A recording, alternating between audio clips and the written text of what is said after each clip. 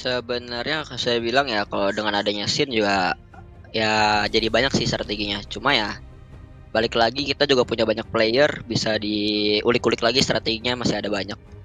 Oke, ini aku mau nanya nih, kemarin kan sempet diobrolin juga sama Sin ya. Nah tuh Sinnya di belakang, wah mau kemana tuh? Wah, langsung jalan-jalan habis menang ya.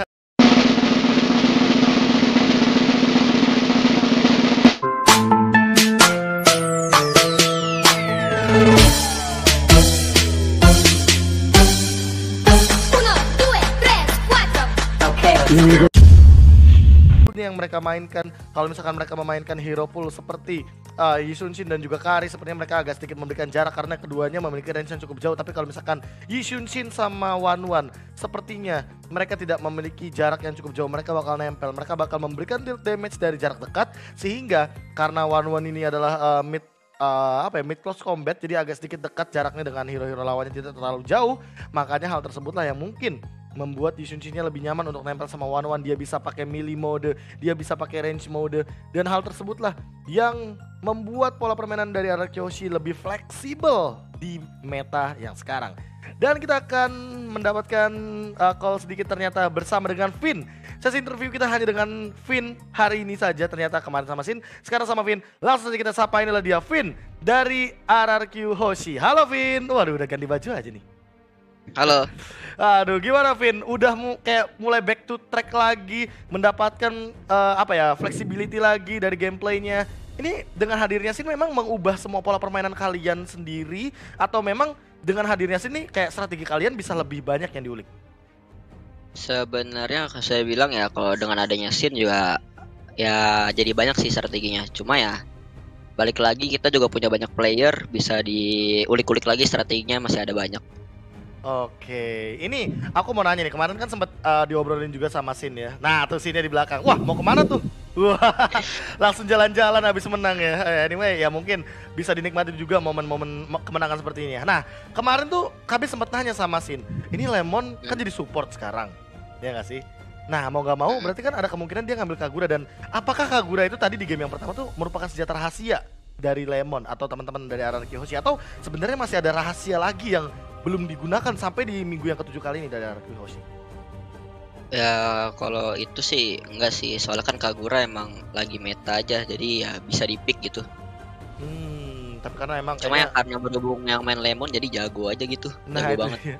Kayak banyak banget yang excited untuk melihat ini lagi loh, Lemon Kagura lagi. Karena kan mungkin beberapa kali juga udah mulai hilang, udah mulai redup karena Lemonnya jadi side laner. Tapi Vin, dengan formasi kali ini, Vin sebagai tanker, otomatis LJ ditarik ke bangku cadangan. Nah, ini nih sebenarnya line up lebih pede kayak gini, atau yang kayak sebelum-sebelumnya yang kemarin yang menggunakan Sin atau Albert saja sebagai main core-nya?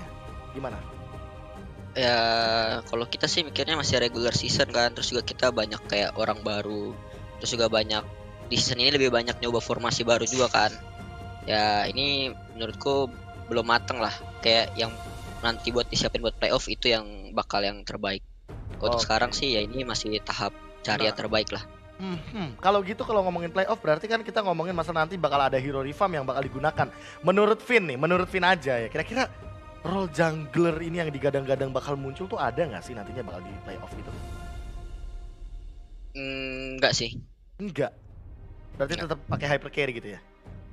Ya hyper carry cuma cara main early-nya beda sih, tapi tetap hyper carry. Apakah itu nanti bakal mengubah pola permainan dari RRQ Hoshi?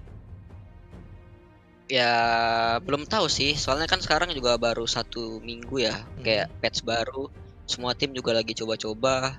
Ya belum ada gambar bakal main kayak apa.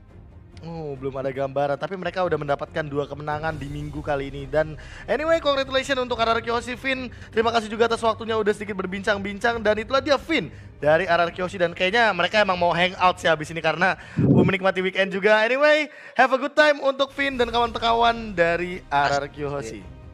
Itu dia. Nah, itu dia tadi habis menang mungkin pengen jalan-jalan ya, karena memang balik lagi pro player, waktunya buat latihan, buat scrim itu tuh udah dipakai banyak banget ya, mungkin mereka butuh refreshing, makanya ya let them enjoy the moment lah. Tapi sayangnya juga kita tidak bisa mendapatkan kesempatan untuk ngobrol bareng teman-teman dari Genflix Airwolf, sayangnya ya, karena sebenarnya kalau misalkan nanti bakal ada chit-chat mungkin sama teman-teman dari Genfix Aerowolf. Mungkin nanti kita bakal bisa bertanya-tanya nih apa yang terjadi sama Genfix Aerowolf. Padahal mereka sama-sama ngotot banget mainnya. Di gameplay tadi mereka team fight-nya bener-bener kuat banget. Mereka bener-bener bisa untuk menstabilkan atau ngeriset mood mereka, kayak oke, mereka kalah team fight sekali, mereka balas lagi team fightnya. Apalagi di game yang pertama ini sampai 34 menit. Dan tentunya ini masih di match yang pertama. Kira-kira nanti di match yang kedua bakal seperti apa. Apalagi match kedua juga menurutku nggak bakal kalah seru sama match yang pertama. Apalagi tadi mungkin kita udah melihat dua game yang dimainkan. Ini lebih dari 15 menit gamenya. Jadi bisa dibilang udah late game banget. Kalau dari late game seperti yang aku bilang, mungkin metode gameplaynya kan sekarang udah agak sedikit berubah ya. 3 menit awal mungkin masih pelan-pelan naik ke atas, lalu ada lagi mungkin sampai menit ke-12.